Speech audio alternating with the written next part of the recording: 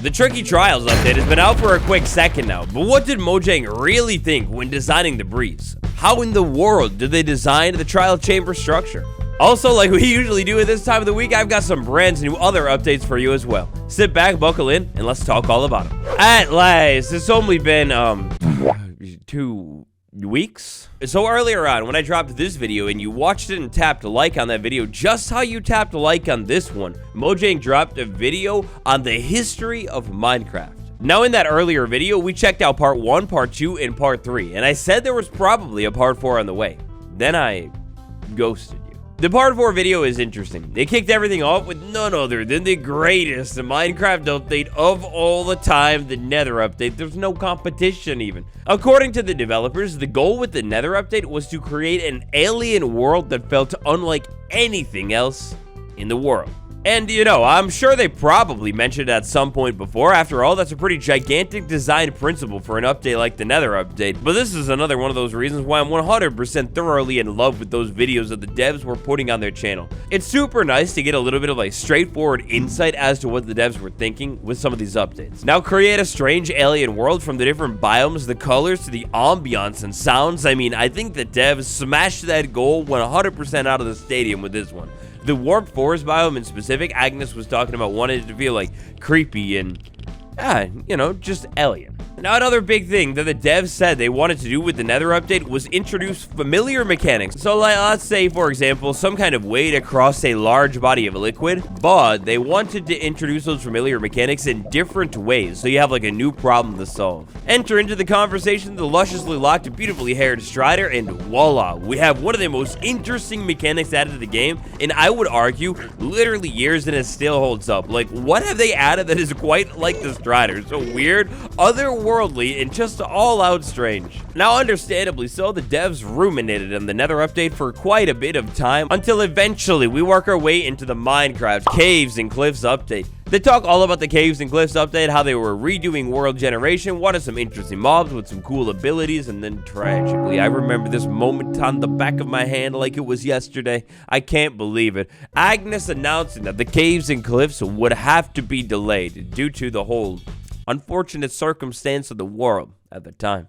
It was super humanizing to hear all the devs talk about how they were like so scared and nervous to make this announcement. Agnes in particular felt a lot of weight on her shoulders over it, but actually, kind of surprisingly in the context of now. Well, actually, the community was surprisingly loving, warm, and supportive about this move. And maybe it was because of the circumstances of the world, maybe something's in the water, who knows? But yeah, hey, wait a second, that's me. I'm famous, Mom. I made it to Minecraft. So the Strider, take a look at how this buddy walks and wiggles all around the Nether Ocean, right? It's pretty unique and kind of advanced seeming, right? Well, yeah, that brings us to one part of the video that I didn't fully catch. Maybe it just went clean over my head like a frog or something. And speaking of the frog was the first mob to have an advanced animation. And I mean, I guess compared to the Strider, I get it. There's a night and day difference, but at the same time, I mean, the animation of some of the other mobs is pretty beautiful and stunning too, but I mean, look at how that thing walks. It does swing side to side. The whole breathing thing, man, they were cooking with the frogs. Now, unfortunately, I think it's maybe a little bit due to the product of the times that this update came from. Maybe also partially due to the large lack of communication during this update. But the wild update, man, it was actually, in hindsight, such a cool and good update. Like, you have really quality features inside of the mangrove swamp biome, mud, and frogs. But then you also have one of the most thought out additions to Minecraft in the entire history of the game. The episode goes on to talk about the ancient city and how this was meant to feel like some kind of large abandoned city, and check, yep, they did the job perfectly. It also goes into how the devs really thought about the addition of the Deep Dark, the Warden, and all of the horror into Minecraft. And please, Mojang, at some point, come back and revisit that portal. Remember, it doesn't do anything. And, hey, wait a second. Is that a trial chamber? Oh, that's interesting. So we have this giant portal right there, and it's getting strangely cut off. Usually when that happens, there's a chamber nearby, and oh, wow, I've seen a couple of these in my time, but never one with the reinforced portal inside of the stronghold. Oh, that's insane. Yeah, so if you guys were curious, there's a world download for this very world out right now for channel members. It's the world where I took a look at everything inside of 1.21. Wow, how did I miss that? That's a beautiful trial. We talk about the beautiful skin variation, such a big moment for Minecraft, and then eventually we get to the trickiest trials, the trails and tales up that I meant to say of all time. Now, the Trails and Tales update archaeology, if it wasn't obvious already, they spent so much time developing, researching, and learning about the system, so it could be like pretty similar to real life. Eventually, this video and the whole series closes out with the devs talking about Minecraft and what it means to them, what it's going to be, and kind of like where they're going to take the game into the future. Right near the end, and here they mention they have lots of ideas. The big thing is just how do you implement those ideas in the right way. That was pretty cool to hear, even if we've already heard from the devs that they're trying to make this game last for like 50 years or something. Next up. Well, laddies, we've done it finally. After weeks of me saying that it's happening for real, this time it's actually happening. Minecraft 1.21.10, it looks to be just about fully finished with the addition of a brand new feature, andesite. Yes, one of the most stones of all time. Inside of the stone cutter, yet again, I'm never used to this UI, but yeah, yet again, you can make polished andesite slabs in the stone cutter from andesite. Only a mere few days ago, what looks to be the final Minecraft 1.21.10 preview released. I know I maybe have called eagerly a lot of previews the final one for 1.21.10 for a couple weeks here now, but for real this time, I mean it. Take a look at the changelog. It's tiny, minuscule even. Inside of this changelog, we only really have a small handful of bug fixes, and I have a theory. Aside from that andesite change that we just talked about, maybe the other big changes out of this preview has to do with the Riptide Trident and using wind charges, wind bursts. Basically, I use these things in tandem together, then I can cancel all of the fall damage I would otherwise take from using this and falling down and hitting the ground. Previously, that wasn't working, and yeah, sure enough, it's working again. This whole Riptide Trident stuff with the wind burst is really easy to do, and actually, it could be a great way to travel around. The theory. So based off of some of the things that the devs have said, there are a couple of trial chamber fixes on their way to Minecraft soon. Last week, however, there was not a snapshot, and I cried. Now, after that, I got horrified. I went and did a little bit of research into the first snapshot after the big update last year. So last year, you might remember, 1.20.1 dropped pretty much right after the update to fix some bugs. Then we had to wait until the beginning of August for snapshots for 1.20.2. Meanwhile, the whole time, Bedrock team was hard at work grinding it out with even more snapshots. Maybe, and this is very wishful thinking here, but those trial chamber changes that we know are on the way and allegedly a couple new pieces, maybe they're going to debut in 1.21.20 next week, alongside a new snapshot for Java, also next week. But for that one, I guess we'll just have to wait and see. Let's move on. So I love how the devs did 1.21 with like big snapshot after big snapshot. Hope they do it again. It's the best way to do an update, and I love all of the open communication the devs have been on lately. It's amazing. Over the past couple of days, we have a couple brand new interesting blog posts from none other than Mojang themselves, giving us a little bit of an insight as to how the trial chamber structure came to be, and the mobs too. So it's pretty clear that a lot of work, thought, and time development went into the trial chamber structure. When the developers were developing the structure, step numero uno was to take a look all around the rest of the Minecraft world, specifically at the other structures in generation. The devs were basically trying to take note of the other situations players would probably be familiar with and how they actually deal with them inside of the world.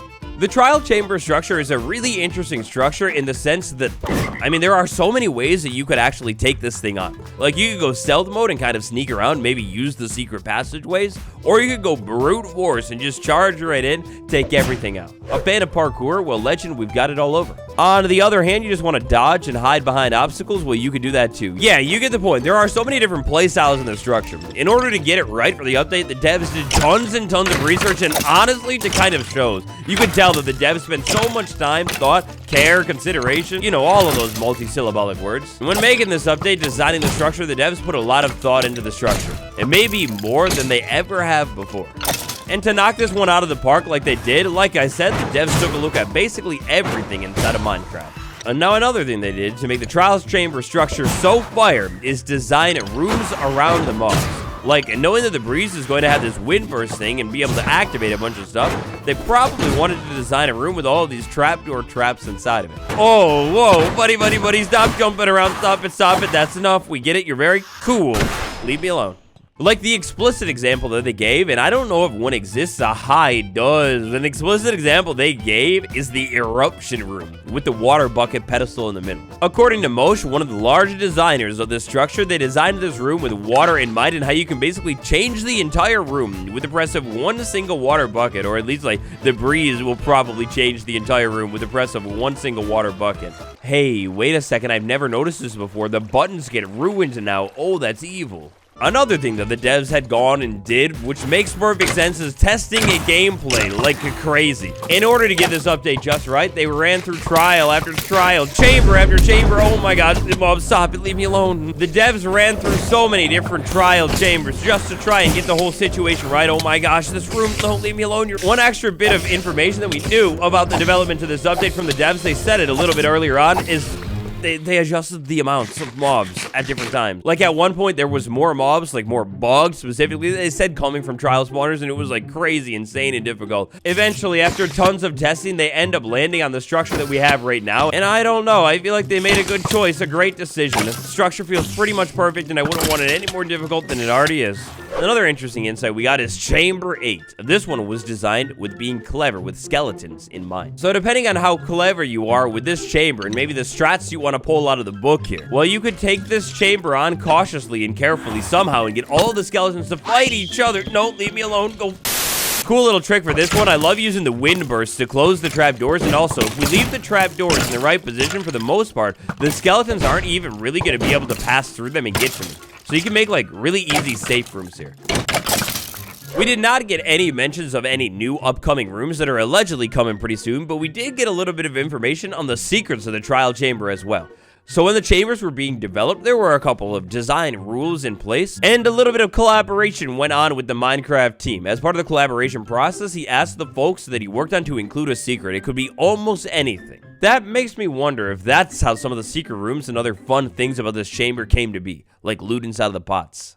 Next up, we've got the mobs of Minecraft 1.21, the Breeze and the Bogged. The Bogged specifically was designed to be its whole own thing, not really just a new skeleton variant or anything like that. Instead of just being another skeleton variant, according to Kojo Max himself, it's meant to be a brand new whole own thing of its own.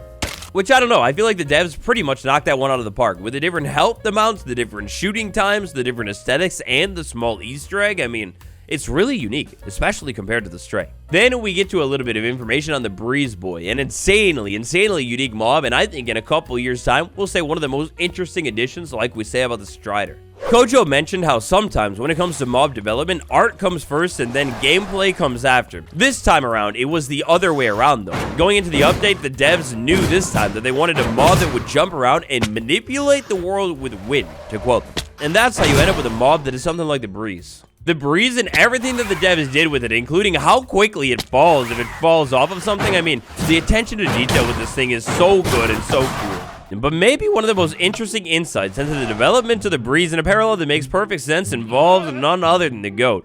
The goat jumped, so the Breeze could leap. So, yeah, Kojo let us in on a little secret here where basically the Breeze development, a lot of its movement, it actually is borrowed over from the goat, obviously with some adjustments. Think about how the goat will just like randomly jump and leap. Well, yeah, it's actually, I guess, pretty similar once you think about it to how the Breeze jumps and leaps as well. Now, I'm not gonna lie, I use goats in Minecraft every single day. How I get them to jump, of course I remember that, but please do the trick. Okay, buddy. Oh, okay, somebody did it. Aha, there you go. You did it. And you can kind of see right there when that goat jumps. Roll it back one more time. It's kind of, yeah, that one too. It is kind of just like the Breeze. That is such an interesting insight, and I love it. And it makes me wonder if we keep getting mobs with like interesting, useful things. We'll say now that we have a mob that deals with wind really well, if they ever want to say add more mobs that do that, I mean, it's got to be a whole lot easier to do in the future now, right? Because they already did it before. Overall, I just love all of these articles they've been giving us and the extra insights they've been telling us about lately. What do you think? Do you like when I make the videos about this stuff? You let me know down below. Tap like if you do. That'll let me know too. Thank you all so much for all of the support lately. Like, it's been crazy and feeling like so warm. It means a lot to me, so just thanks. For even more of the Tricky Trials update, check out the 1.21 playlist or maybe check out this video. I think you'll love it. It's been me, Waddles. I'll see you all tomorrow.